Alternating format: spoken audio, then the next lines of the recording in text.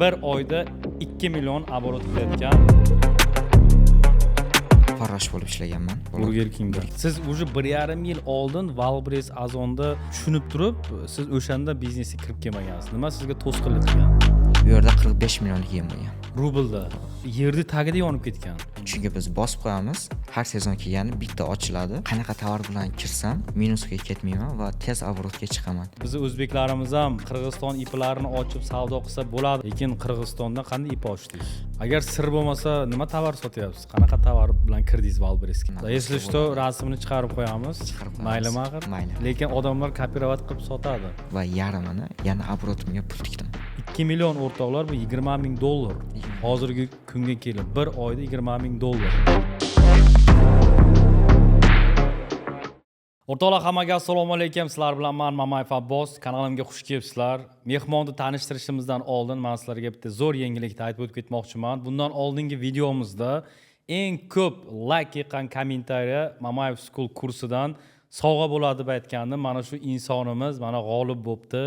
Tabriklaymiz. Keyingi g'olib siz bo'lishingiz mumkin. Uning uchun siz videoni oxirigacha ko'rsangiz, videoni oxirida shartlarini aytib o'taman. Videoni boshlashimizdan oldin bitta like-ni bosib qo'ysanglar, biz boshlaymiz. Bugun meni kanalimda ajoyib mehmon Abdulatif 18 yoshda Qirg'izistondan. Bugun Abdulatif bizga Qirg'iziston IPsi bilan qanday qilib Wildberriesda savdo qilsa bo'ladi. Biz o'zbeklarimiz ham Qirg'iziston iplarini ochib savdo qilsa bo'ladimi? Qanaqa yuanslari bor, qanaqa minus va pluslari bor, shu haqida gapirib beradi. Abdulatif prosta seller emas, bir oyda 2 million оборот qilayotgan Mamayev School o'quvchisi. Abdulatif, kanalimizga xush kelibsiz. Assalomu alaykum hammaga. Assalomu alaykum Abbos aka, yaxshimisiz? Taklif uchun kattakon rahmat. Xush kelibsiz. Rahmat. Men ismim Abdulatif, yoshim 18 da, Qirg'iziston, O'sh shahar, Arvon rayonidanman. O'shlik akalar, ukalar, Abdulatif tanigan bo'lsanglar, albatta kommentariyaga yozib ketinglar. Mana O'shdan ham shunaqa biznesmen bolalar chiqyapti. Abdulatif, hozirgi paytda Wildberriesda savdo qilib kelyapsiz. Xudo xolasa oyiga 2 million оборот bor. Bor. Shu Wildberries biznesga kirishdan oldin Rossiyaga kelib nima ish qildingiz? 2022-yil Moskvaga kelganman, ota-onam bilan, uydagilarim bilan. Boshida kelganimda Burger Kingda ishlaganman, mashina smenada. Kim bo'lib ishlagansiz? Farrosh bo'lib ishlaganman. Farrosh bo'lib. Burger Kingda. Burger Kingda kech payt tozalab, idish-tovoqlarni yuvib, shunaqa bo'lgan. Oyligim 35 ming bo'lgan. 35 ming, 30 ming rubl chiqasdi bir oyiga. U yerda men boshida kelib turib 3 oy ishlaganman. 3 oy ishlab turib, endi 30 ming, 35 ming biz uchun oz. To'g'risi Moskva uchun. Chunki dokumentlar ishlari bor, shunaqalarga yetmagan, to'g'risi. Burger Kingda 3 oy ishlab turib, oyligi oz bo'lgani uchun Yekaterinburgga ketganman. Ha, Yekaterinburgga borgansiz. Yekaterinburgga borganman, o'zim yolg'iz. Yekaterinburgga borib turib, u yerda piloramada ishlaganman. U yoqda necha pul oylik berardi? U yoqda har xil kubiga qarab berasdi. Endi bir oylik nimani aytsam, 60 ming, 65 ming. Yana uni ichida yemoq-ichmoqlari ham bor, to'g'risi. Oshinganim 50 ming bo'lasdi, 50 ming rubl bo'lasdi. Endi to'g'risi u yerlarda sovuq bo'lgan, qish mahallida borganman Yekaterinburgga. Sovuq bo'lgan, u yerda u yoqda 5 oy ishlaganman. Hozir mana siz 18 yoshga to'lgan bo'lsangiz, bu yoqqa kelganingizda shu 15-16 yoshli bola bo'lgansiz. 15-16 yoshli bola bo'lganman. O'rtoqlar, siz 15-16 yoshingizda qayerda edingiz, nima ish qilgandingiz? Uni ham kommentariyaga yozib ketinglar, chunki men ham 15 yoshimda bilmadim qayerda bo'lganman-da. Yekaterinburgdan keyin nima bo'ldi? Yekaterinburgda u yerda ham oyliklar oz qilgan, to'g'risi yetmagan. Hozir siz mana Moskvaga keldingiz, Burger Kingda ishladingiz, yetmagan deyapsiz. Yekaterinburgga bordingiz, Yekaterinburgda ishladingiz, yetmagan deyapsiz. 16-17 bolaga 50 ming, 60 ming nima uchun kerak bo'lgan? Nimaga yetmagan? Hammada shunaqa vopros bo'ladi. Ya'ni nimaga 15-16 yoshli bolaga 50 ming, 60 ming pul yetmaydi. Uni nima qiyinchiligi bor? Qoniga yesa kiyinsa bo'ldi, hamma o'yladi. Lekin bu haqida nima uchun yetmagan, nima uchun men har xil ishlarda ishlab ko'rganman. Buni video davomida aytamiz, xohlasa. Hammasini podrobno tushuntirib beraman. Nima uchun keyin yetmagan? nima bo'ldi Yekaterinburgdan keyin? Yekaterinburgda ham yetmagan, shunaqa bo'lib Moskvaga, Podmoskvaga kelganman, Aleksandrovga. Aleksandrovda dachalarda ishlaganman. Bruschatkalar bo'lsa, betonlar quyganmiz, har xil ishlar bo'lgan u yerda. U yerda oylik omon lekin zo'r bo'lgan, yaxshi bo'lgan, yemoq-ichmoqlar tashqari 100 ming rubldan olasdim. 100 ming, 90 ming rubldan chiqasdi oyiga, bir oyiga. Ya'ni u yerda qanaqa mayda ish boshlanadi, sentyabrga yaqin tugadi. Chunki yomg'irgarchilik boshlanadi, beton qo'yolmaymiz, bruschatka bosolmaymiz. U yerda mayda borib, sentyabrgacha ishlab, 90 ming 100 ming oyligiga. U yerdan keyin sentyabrdan keyin ish tugagandan keyin Moskvaga qaytganman. Moskvada shu 1-2 hafta dam olib, fulfillmentga ishga kirganman. Fulfillmentga. Kimni qo'liga? O'rislar qo'liga. Ular shu Wildberries a'zolariga tovar yuborardi. Yandex, Wildberries, Amazon bo'yicha ishlasdi. O'zlari biznes qilardi. O'zlari biznes qilasdi. Yoki boshqa klientlarni tovarlarni отправка qilarmidi? U yerda har xil edi, o'zlarining tovar, klientlarning tovari bo'lasdi. Xullas, Wildberriesga qiziqish o'sha yerda uyg'ongan. Ana shu yerda qiziqish uyg'ongan, chunki nimaga? Bizni shefimiz, glavniyimiz 2002-yilga bola bo'lgan. 2002-yilga bola. 2002-yilga bola bo'lgan. 30 million Wildberries obroti bor edi. Ya'ni menda xayol bo'lgan, nega bu qilyapti, men qila olmayman. Ishlar qiyin bo'lgan, to'g'risi. Boshida qiyin ishlar ishlab kelganim uchun fulfillmentda ishlash jarayonlari qiyin bo'lmagan, chunki u yerda upakovka bo'lgan, oson ish, akkuratni kiyib olib ishlaysiz, qiyin bo'lmagan. U har bitta upakovkaga pul olgansiz.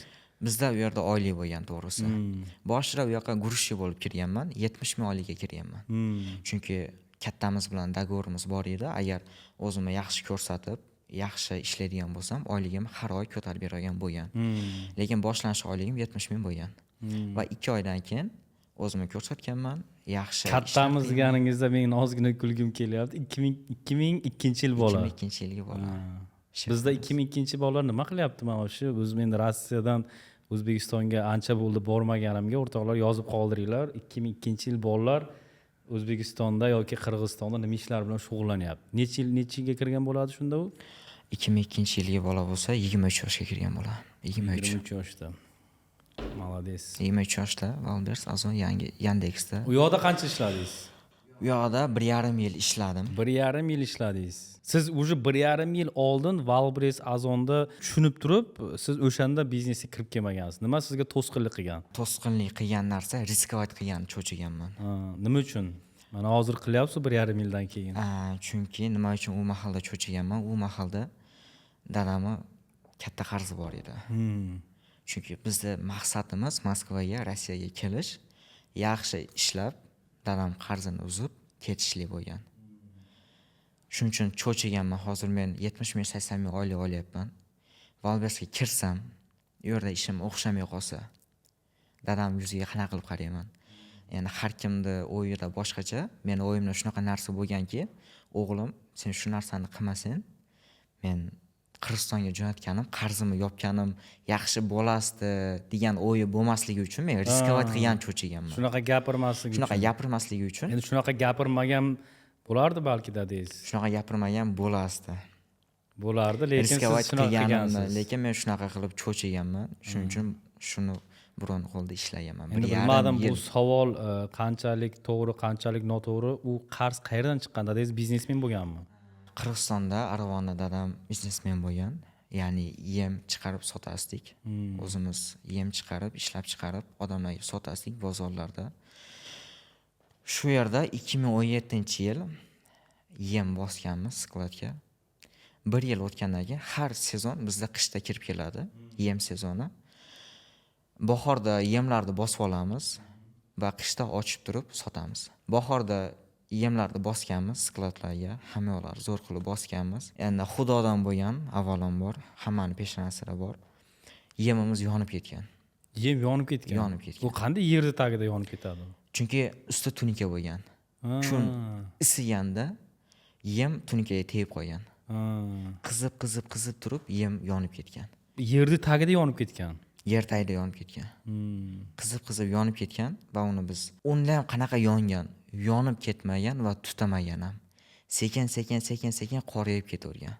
Unaqa gov bo'lib yonib ketmagan. Sekin yonib ketavergan, biz uni bilmaganmiz. Va bizni sezonimiz. Ya uni misol uchun yemni yerga tashlaganlaringdan keyin xabar olish yo'qmi?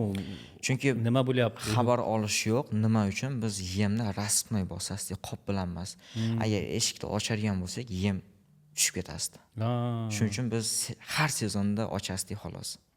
Chunki biz bosib qo'yamiz, har sezon kelgani bitta ochiladi. Endi necha pullik yem bo'lgan u yoqda? U yerda 45 millionlik yem bo'lgan. Rublda. rublda. 450 ming dollar bo'ladimi shunda? Shunaqa. Shuncha pul yonib ketgan. To'g'risi. Ya endi u pul yonib ketdi. U dadangizning puli bo'lganmi yo qanday qarzga kirib qoladi dadangiz? U yerda manaqa bo'lgan, yarimi dadam puli bo'lgan. Chunki Ha, sherikchilikka bo'lgan. sherikchilikka bo'lgan. U yerda qanaqa sherikchilikka bo'lgan? U yerda договор как положено bo'lgan. Foydasiga ham sherikmiz, ziyoniga ham sherikmiz. Dadamni bitta xatosi qanaqa bo'lgan? Yozuv chizuv, video syomka hech narsa bo'lmagan. Просто как словами bo'lganda, shuni borgan, shunaqa договор bo'lgan, и всё. Oldida nimasi bo'lmagan, sherigi bo'lmagan, nima bo'ladigan, qarab turadigan. Shunaqa bo'lib, 2-3 odamdan pul olingan, sherikchilikka deb. Chunki u biznesni biz yaqinda boshlamaganmizda, meni opoqim ham shu biznesni yem sotib, dadam ishini qo'lidan olgan. Dadam boshlab eskidan qilib kelganmiz shu narsani. Chunki dadam yo'lini bilasdi. Shunaqa bo'lgan, kepa yonib ketgan bo'lgan. Biz shu odamlarga aytganmiz va ko'rsatganmiz, olib kelib, mana bu kepek, mana bu yem yonib ketdi. Yonib ketdi. Bizni xatoyimiz bilan emas, xudodan bo'ldi, yonib ketdi. Odamlar nima qilgan, u narsani tushunmagan. Bu yerda какой-то atmosfera bo'lgan. Sen unaqa qilyapsan, bunaqa qilyapsan, chunki ishonmagan va ziyoniga sherik bo'lmagan. Shu qancha tonna yem bo'lsa, foydasini ham qo'shgan, pulini ham qo'shgan. Shu yerda keyin dadam shu yerda katta qarzga kirib qolgan. Yo, endi mana misol uchun dadangiz ham aytsa bo'lardi, qo'limda dogovoring yo'q, bor nima qilsang qilaver. Dadam bitta joyi bor, ko'ngilchan. Unaqa qila olmaydi. Dadangiz уже bo'ldi deganda tanib. Bo'ldi degan, men qilalayman degan va seni qarzingni uzib yuboralayman degan. Chunki u paytda bitta yem emas, boshqa bizneslari ham bor edi. Men shu biznes orqali buni yo'qoraman deb o'ylagan va harakat qilgan. Xudodan bo'lgan, shu narsa yonib ketgandan keyin boshqa biznesini qilgan. Dori olib chiqqan, azot, mochavina, daraxtlar tagiga sepadigan O'zbekistondan. Undan ham qancha vagon, 10 vagon olib chiqqanmiz. 10 vagon olib chiqqanda 25 so'mdan olib chiqilgan narsa bo'lsa, asl zahodila tushib ketgan. Endi dadangiz shu qanaqadir cho'rni palasa bo'lgan ekan. Cho'rni palasa bo'lgan, u qiyinchilik yil bo'lgan, tushib ketgan. Iloji yo'q. Mayadagi qarzni yopish kerak. Dorilarda, mochavinalarda hammasini nazatiga sotgan. Ya'ni ana shu yerdan ham ko'p qarz ilib olgan. Yana foydadan emas, ziyondan chiqqan u yerda ham.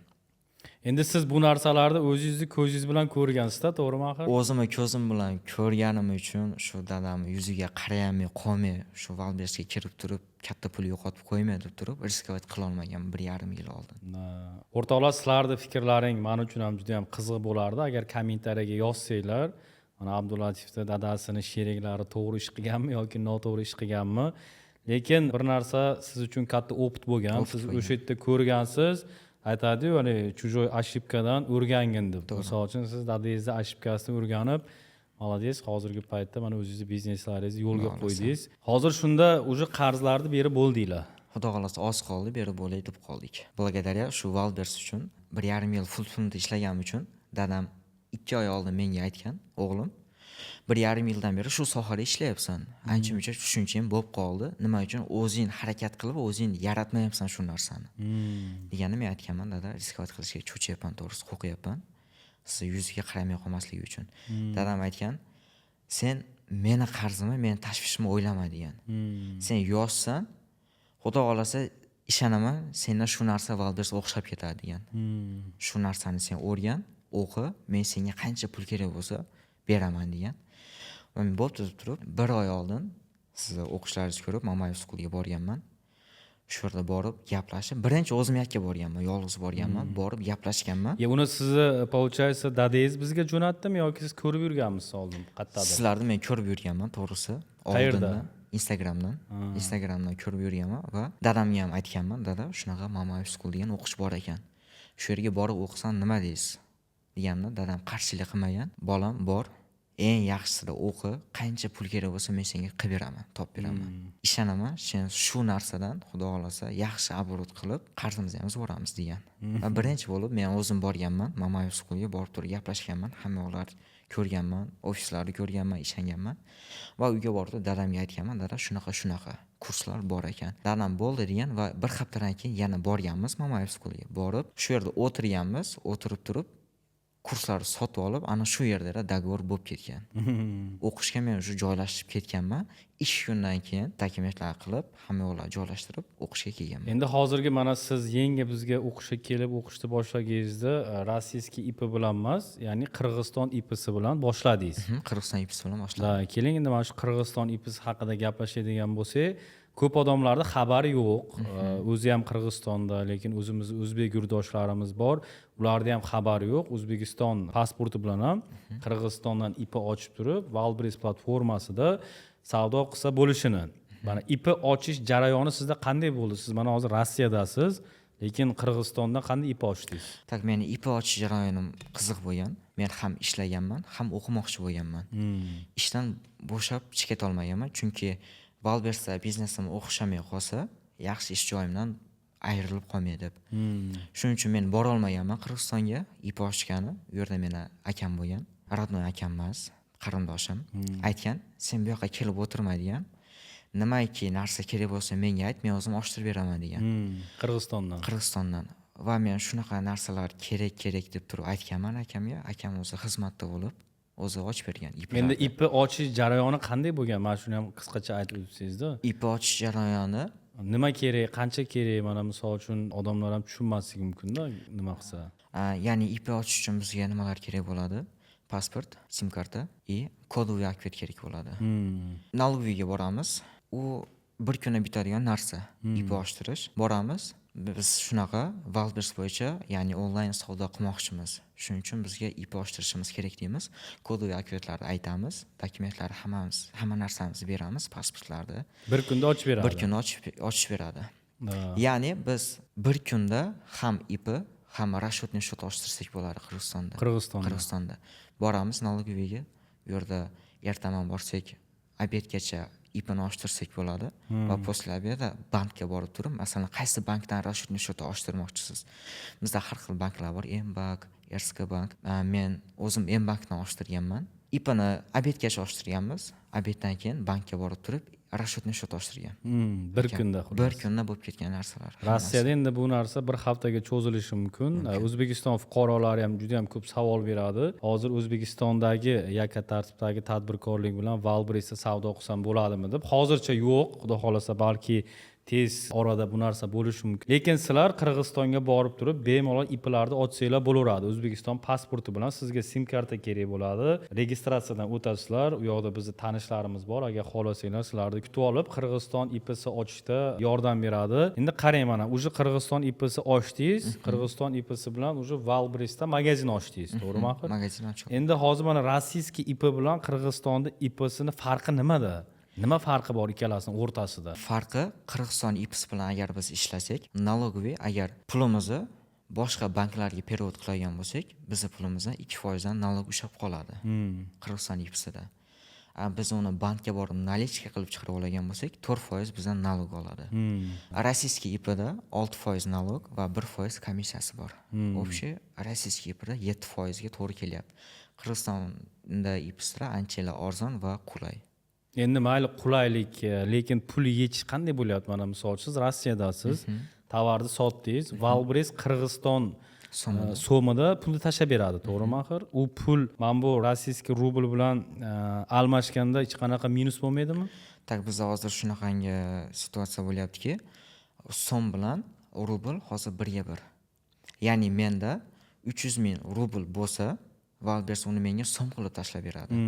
Va men uni Qirg'izistonga jo'nataman, расчетный счетga solaman, ya'ni расчетный счетdan bankdan borib yechishib oladi va bizda valyutchilar bor, valyutchilar orqali menga rubl qilib tashlab beradi.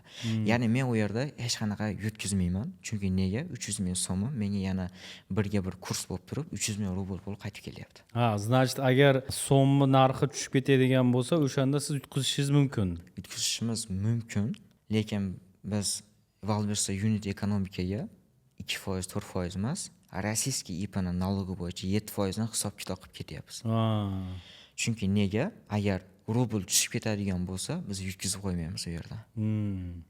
yutamiz. Demak, lekin siz yetkazmaymiz. Wildberriesda savdo qilayotganingizda 7% nalog to'layman deb turib, tovarni ustiga mana shu protsentni qo'yib boryapsiz. To'g'ri. To'g'ri bo'lyaptimi? To'g'ri bo'lyapti. Abdulatif mana rossiyskiy ipi bilan Wildberriesda magazin ochganingizda, Qirg'iziston ipisi bilan Wildberriesda magazin ochganingizda ichkaridagi mana bu sistemalar, har xil dostuplar, bonuslar ikkalasiga ham bir xildek beriladimi yoki Qirg'iziston ipisida nimadir kam bo'ladimi Wildberriesda? Tak, rossiyskiy IPda agar bonuslar beriladi, bonuslar va har xil reklamalar, yangiliklar o'z vaqtida tez kelib turadi. Rossiyskiy IPda, Qirg'iziston IPsida bo'lsa, bonuslar va yangiliklar sal kechroq.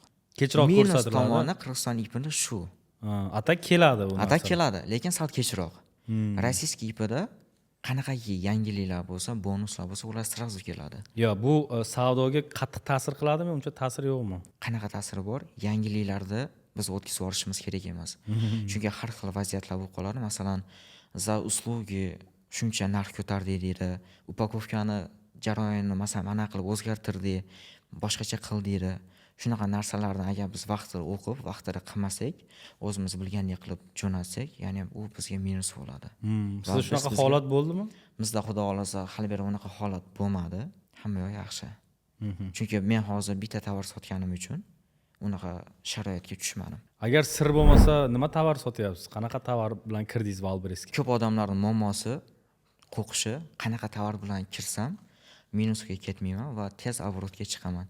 Menda ham shunaqa qo'rquv bo'lgan va men ultra kurs sotib olganman. Ultra kursida qanaqa готовый biznes, ya'ni kurator bilan yakkama-yakka ishlaymiz. Bizga ikkita tovarni tavsiya qilishgan, tavsiya bo'lgan. Men trenajyor tanlaganman, chunki nima uchun? Hozir Rossiyada hamma o'zini здоровьяsiga qaraydi, Trenirovka qiladi. Trenirovka qiladi, figurasiga qaraydi. Yaxshi kechishini analiz qilib turib, kuratorimiz bilan trenajyor Trenajyor qanaqa trenajyor u? Trenajyor ozdiradigan. U yerda как положено yurganda bosib ketaverasiz. U muzika-puzikalari bormi? Unaqa narsalar yo'q. U yerda qanaqa bosiladi va tortiladi, rezinkasi bor. Qo'lga ham nagruzkaga, oyoqqa ham nagruzka. Если что, rasmini chiqarib qo'yamiz. Chiqarib qo'yamiz. Mayli axir. Mayli. Lekin odamlar kopirovat qilib sotadi. O'sha bozorda yo'qmi u tovar? To'g'risini aytganda hozir bozorda u tovar tefis. Yo'q desam ham bo'ladi. Nima uchun? Chunki bu tovarga ko'p odam уже intilishyapti. Ko'p odam, ya'ni masalan hozir men chiqib aytyapman, masalan shunaqa tovar zo'r ketyapti deb. U narsani boshqa odam ko'radi, shu narsani men ham sotsam zo'r bo'lib ketaman dedi. Ya shu xatomi, to'g'rimi? Shu eng katta xato. Chunki ular bilmaydi, bu tovarni biz qanaqa qilib analiz qildik, qanchadan oldik va qanaqa qilib sotdik va qanaqa qilib unit ekonomikani hisobladik. Qanaqa reklama yoqdinglar? Qanaqa reklama yoqdik. Avvalambor kuratorimga rahmat. Necha pul bilan kirib keldingiz? 500 ming bilan kirib keldim men. 500 ming. Birinchi borib 500 mingga sotib oldingiz. Birinchi borib bozorga, Yujnoyevrodaga borib kuratorim bilan 250 minglik tovar sotib olganmiz. Ultra kursda qanaqa yaxshi tomonlari bor? Birinchi fulfillment, upakovka, отправка на склад Mamayev Schooldan bo'lgan. Bizni nomimizdan. Ya'ni sizlarning nominglardan bo'lgan. Ultra kursida shunaqa yaxshi tomonlari borki, birinchi upakovka, отправканы Mamayev School, ya'ni sizlarning nimalar qilib beradi, обучение. Shunaqa qulayli tomonlari bo'lgan. Birinchi 250 minglik tovar olganmiz. Biz uni birinchi skladga jo'natganmiz va o'zimiz sotib olib, o'tib yiqqanmiz. Ikkita, uchta. Nechta sotib oldinglar o'zing? O'zimiz to'g'risi 3 ta sotib oldik. Necha puldan olib, necha puldan qo'ydingiz? Ya'ni biz 2300 rubldan oldik tovarni o'zini. Ya'ni odamlarga qiziqish bo'lishi uchun не только apparat, tovar. Biz uning ichiga добавка podarklar ham qo'shdik. Nima qo'shdinglar? Ya'ni tovarni tagiga solish uchun kovrik, дополнительные батарейки и еще масло. Masla nima uchun? Masla bosilganda u yerda amortizatorlari bo'ladi. Amortizatorga qo'yish uchun. Qo'yib qo'yadi, ya'ni yengil va zuvq chiqmasligi uchun. Klientlarga yana ham interes bo'lishi uchun. Chunki klientlar o'yladi, tovarni sotib olsam, zuvqi chiqsa, yana yog' ishlashim kerak. Tagiga bu narsa solishim kerak, klientlarga удовольствие bo'lishi uchun, ya'ni biz shularni ham podarka qilib qo'shib ketganmiz. 2300 rubldan tovarni olganmiz. Расходimiz kovrik, masla и еще дополнительные батарейки 156 rublga tushgan bizga. 2456 rubldan bizga kelib tushgan. Biz uni reklamasini qo'shganmiz, отправка, на sklad, logistika, komissiya hammasini qo'shganimizda bizga tovarimiz 4456 rublga kelib tushgan. Va biz uni Valbersa 5,5 mingdan sotishni boshladik. Ustiga 1000 rubl qo'yib sotibsiz. Ustiga 1000 rubldan qo'ydik boshlanishiga. Kuniga nechtagacha zakaz tushdi? Kuniga boshiga 5 ta, 6 ta va 10 tadan zakaz tushdi. Bir hafta ichi shunaqa zakaz tushdi va bir haftadan keyin reklamani yana ham kuchaytirdik, yana ham pul sarfladik. 20 ta 25 tadan zakaz tushdi kuniga. Shunda siz kuniga 20 ming, 25 mingdan 25 mingdan pul topdingiz. menga foyda kelaverdi. Shunaqa. Shunda agar eng qiziq savol, endi odamlarga ham bu qiziq bo'lsa kerak. Mana birinchi kirgan pulingiz necha pul bilan shu 2 millionni qildingiz? Ya'ni birinchi kirgan pulim mendan 500 ming bo'lgan. 500 minglik tovar olganman. Ultra kursda qanaqa dogovorimiz bo'lgan? U yerda 3 oyda ichida 1 million obrotga chiqishga yordam beramiz bo'lgan. Ya'ni biz sizni tashab qo'ymaymiz. 500 ming pulingiz bo'lsa, tovar olamiz, o'zimiz qo'yamiz, o'zimiz sotamiz, reklama hammaga yordam beramiz degan. Va shunaqangi yordam kuchli bo'lgan sizlar tomonidan. Rahmat. 3 oyda emas, 1 oyda 1 millionlik obrot qilganmiz 500 ming puldan. 500 mingdan 1 million qildingiz. Endi shuni qanchasi sof foyda? Foydasi qiziq. Bizga foydasi 200 ming bo'lgan. 200 mingdan, 500 mingdan sof 200 ming 200 ming ishladingiz. ishlaganman. Demak, siz hozir 2 million qildingiz, undan 400 ming rubl Undan 400 ishlayapsiz. ming rubl уже foyda. Уже foyda Ishladim. qildingiz. Pulni nima qildingiz? Xudo xolasa. Pulni video boshida aytib o'tdik, qarzlar bor deb, yarmini qarzga berdik va yarmini yana obrotimga pul tikdim. Ha, yana pul tikdingiz. Ya'ni yana tovar olib turib, tovarning kolичествосini ko'paytirdim. Не только ikkita город, уже 3 ta 4 ta gorodlarga tovar jo'natyapman. Hozir dadangizning reaksiyasi qanday bo'ldi keyin? Bir mana Dadam baribir pulni olib borgingizda. shunaqangi zo'r. Kattakon dadamga rahmat ishongani uchun. Ishongan, podдержка qildi. Lekin boshida, ya'ni men o'zim ham cho'chiganman. Tovar o'tmasachi, Ha, sotilmay qolsa. sotilmay qolsachi, chunki sezon tugab qolsachi. Kunlar isiyapti, bu yerga Moskvada sezon tugab qolsachi. Xudoga shukr, hozir kunlar isiyapti. Kuniga 10 tadan zakaz. Kuniga 10 mingdan 10 ishlayapsiz. mingdan ishlayapman. Hozir siz fulfillmentda ishlaysizmi? Fulfillmentdan chiqib ketganman. Chiqib ketdingiz. U boshliqlaringiz mana misol uchun 1,5 yil ishladingiz. Ular o'zlari tovar sotgan, 22 yoshli bola Xitoydan olib kelganda. Xitoydan. Sizga o'xshab Xitoyda zavodi bor. Ha, u yoqda o'zini zavod brendi bor. brendi bor. Endi qarang, o'sha momentda nima uchun sizda savol paydo bo'lmaganki, sen menga mahsulotingni ber, men ham Qirg'iziston IPsini ochaydi, ular men ham shunaqa marketplace'larda sotay degan taklif bo'lmagan boshlig'ingizga? Mendan boshida taklif bo'lgan, ya'ni men primoy boshlarga chiqqanman. Birga ishlayapmiz. Sen ham biznesing ketsin. Masalan, men ham 18 yoshga to'layapman. Men ham o'zim kelajagimni qo'yi. Biznes qilay.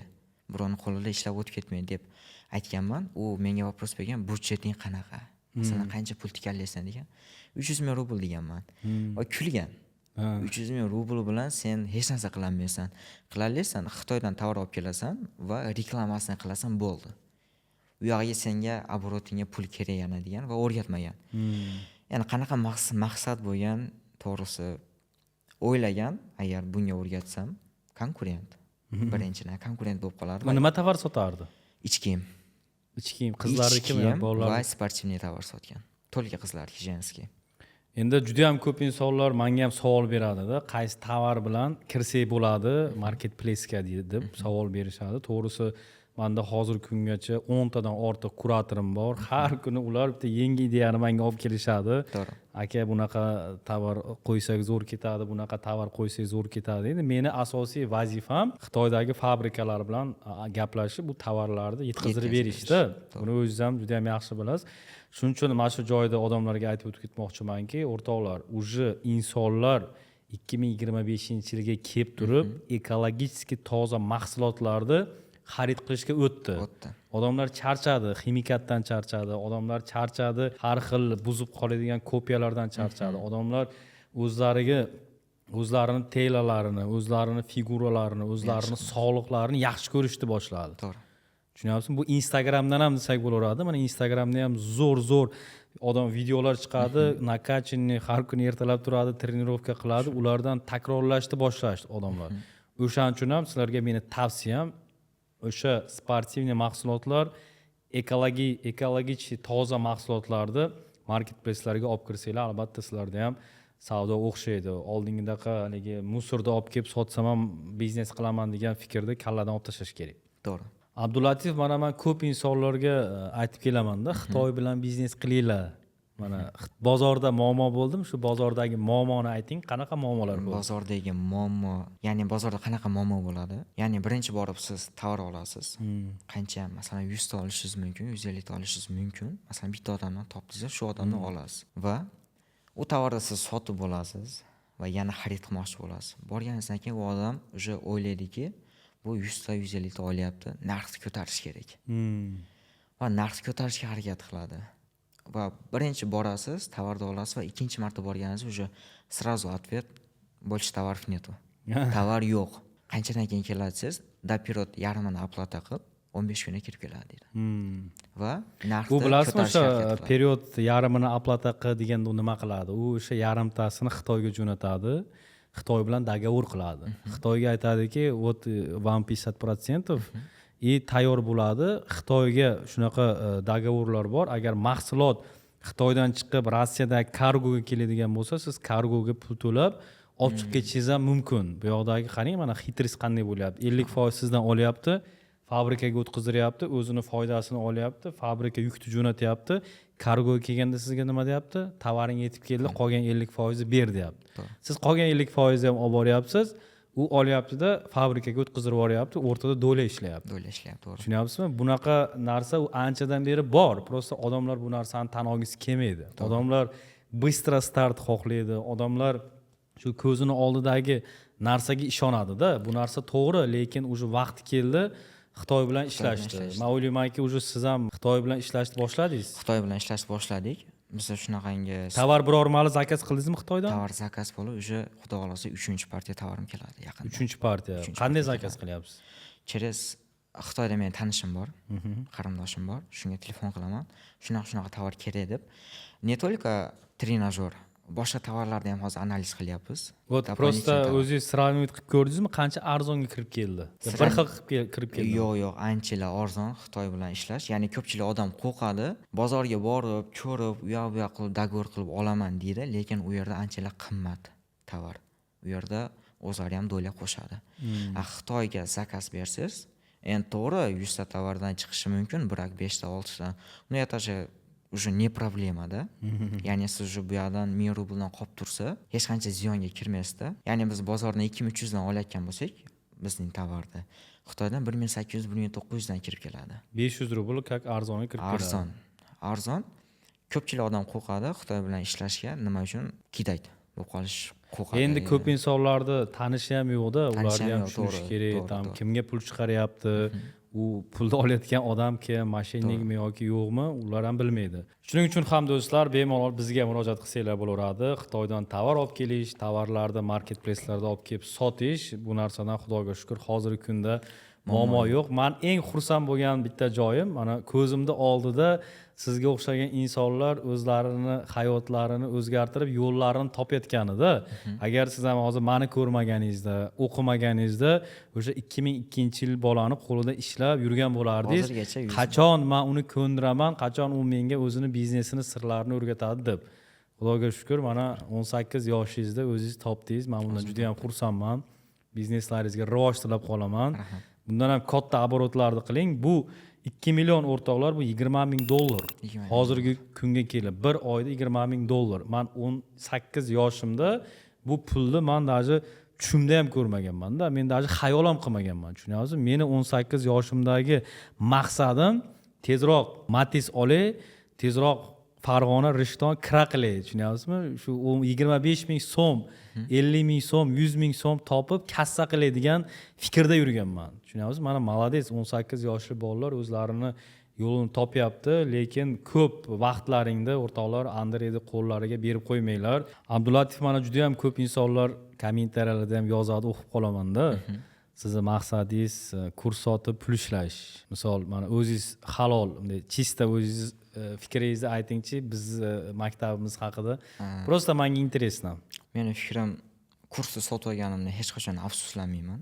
Chunki nima uchun? Men 18 yoshimda o'z biznesimni yo'lga qo'ydim. 200 ming pulga riskovat qildim, o'qidim, yangi tanish bilish, siz bilan tanishdim, yangi kuratorlar, yangi biznes, yangi okrujenniya, yangi odamlar bilan tanishib, agar men riskovat qilmaganimda, sizni kursingizni sotib olmaganimda, bilmadim, hozirgacha fulfillmentda Andreylarning qo'lida siz aytmoqchi ishlab yurgan bo'lasdim. Ko'pchilik o'ylashardi, to'g'ri, Abbosda shunaqa kurslari, ash kursdan pul ishlaydi, lekin bu xato gap. Chunki nimaga? Siz kursni sotyapsiz va shunga yarasha ilm beryapsiz. O'qityapsiz, harakat qilyapsiz, kuratorlar harakat qilyapsiz. Tovarlarni ham o'zingiz olib kelib beryapsiz, harakat qilib Xitoylardan. Odamlarga yordam beryapsiz. Chunki siz olgan pulingizga halollab olyapsiz-da. U odamlar to'g'ri, unaqa gaplar bo'ladi. Kommentariyaga men ham o'qib qolaman. Sizlarning ishinglar kurs sotish, ya'ni mana qilib hozir biz video olyapmiz, bularni ham aytadi, bu bola 2 million оборот qilmagan deydi. Bu только intervyu, reklama qilish Yana deb. kurs sotish uchun intervyu. Kurs sotish uchun reklama deb o'ylaydi, lekin bu xato gap. Masalan, Prosta endi Abdulatovda bu yoqqa chiqishini sababi ham o'rtoqlar 18 yoshli bolalarga motivatsiya bo'lsin. Motivatsiya bo'lish uchun, to'g'ri. Qirg'iziston IPsi bilan qanday biznes boshlasa bo'ladi, shu haqida gapiryapti. Atak, mana siz обороtingizga ishonmagan odamlar ofisga kelsa, siz bilan bemalol ko'rishib, gaplashib tanishlari mumkinmi? Bemalol aloqa qilsa bo'ladi. Agar ko'chada ko'rib qolsa, bemalol ko'rsata olasiz. Bemalol. Da? Men bu narsadan uyalmayman. 200 ming pul sarfladim va bir oy ichida 2 million оборот. Da. Уже 2 million оборотning ichida 200 ming pul aytganda 200 mingning ichida 20 ming degan narsada. O 200 ming pul уже ko'zga ko'rinmayapti desam ham bo'laveradi. 200 minglik kursni sotib olganimdan afsuslanmayman hech qachon.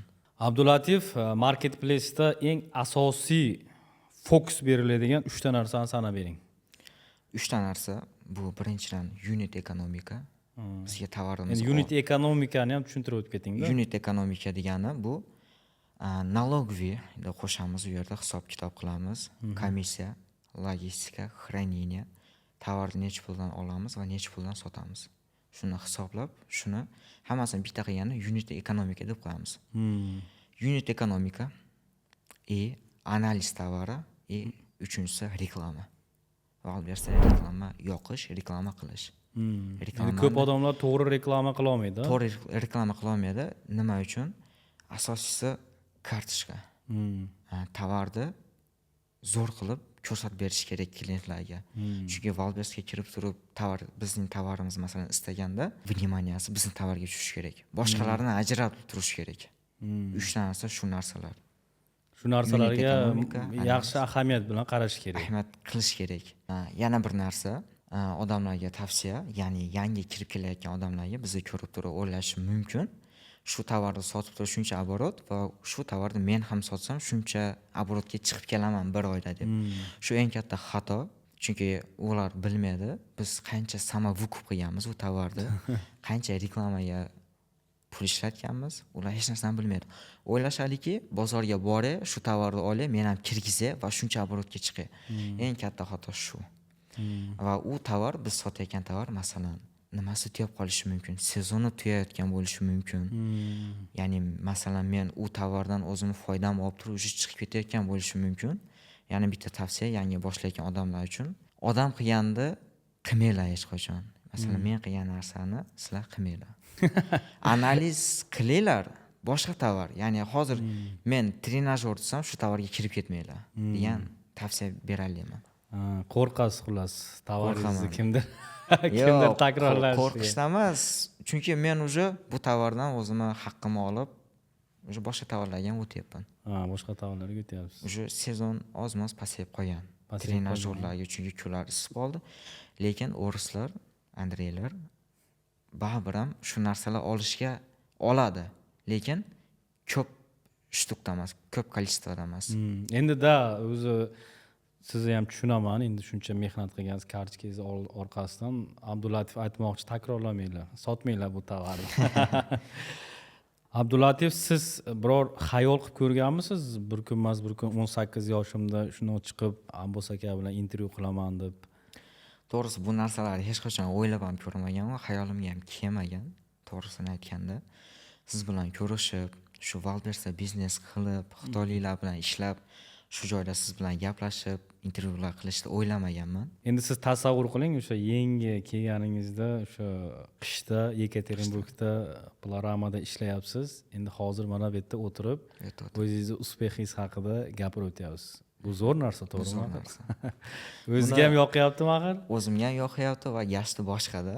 Chunki qanaqa desam bo'ladi, qiyinchilikni orqasida yengilchilik bo'ladi har doim.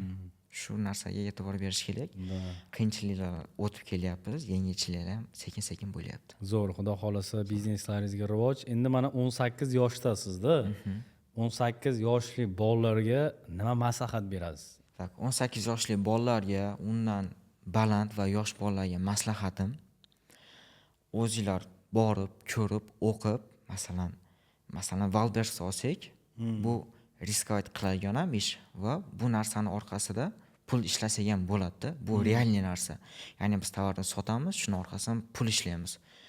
Ya'ni bu 1xbetga o'xshab, masalan, pul tikib qo'ysa, riskovat qilib o'tirmaymiz-da.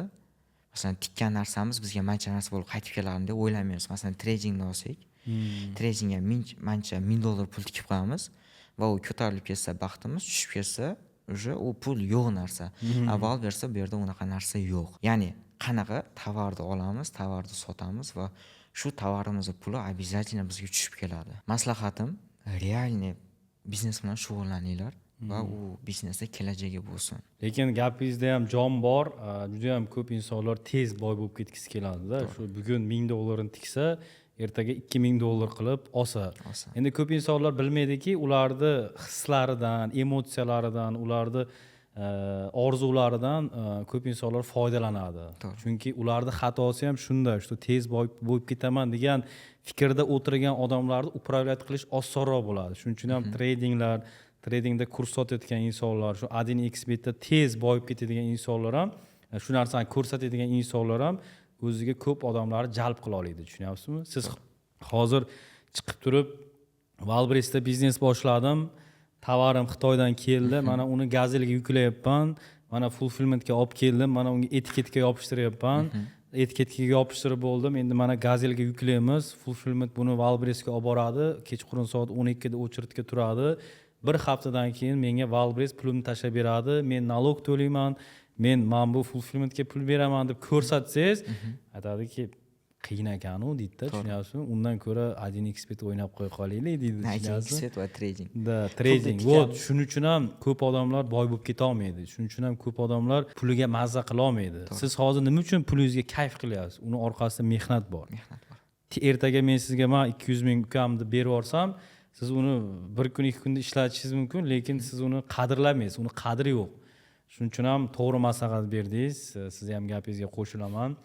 O'rtoqlar, videomiz ham o'z nihoyasiga yetdi. Abdulatifga ham katta rahmat aytamiz. O'zini chiqib, uspexlari bilan bo'lishganiga. Men o'ylaymanki, kimgadir bu motivatsiya bo'ladi, kimnidir o'g'li sizga o'xshasin, xudo xolasa olib kelishsin, o'qisin yoki o'sha sizni tengqurlaringiz ham tezroq ko'zi ochilsin, qanaqa bizneslar bilan shug'ullansa bo'lishini bilishsin.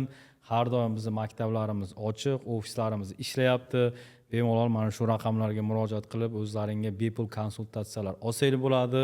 Abdulatif bilan ko'rishmoqchi bo'lgan insonlarga ham Abdulatifning Instagramini qoldiraman. Bemalol ko'rishib ham suhbat qilsanglar bo'laveradi. Sizga ham katta rahmat. Videoni oxirigacha kuzatgan insonlarga katta rahmat. Mana shu insonlarga men sovg'a bermoqchiman. Abdulatifga o'xshab biznesmen bo'lib ketmoqchi bo'lgan insonlarga bizning maktabimizdan bepul kurslar sovg'a qilaman. U bepul kursimizni g'olibini qanday qilib aniqlaymiz o'rtoqlar? Men описаниеda Telegram kanal qoldiraman. Unga o'tinglar, obuna bo'lsanglar, shu yoqda men insonlarga premium sovg'a qilaman. O'sha premium Telegramda o'zi g'olibni aniqlab beradi. Hammasi chisti halol bo'ladi. Shuning uchun ham videoga bitta like bosib qo'yinglar.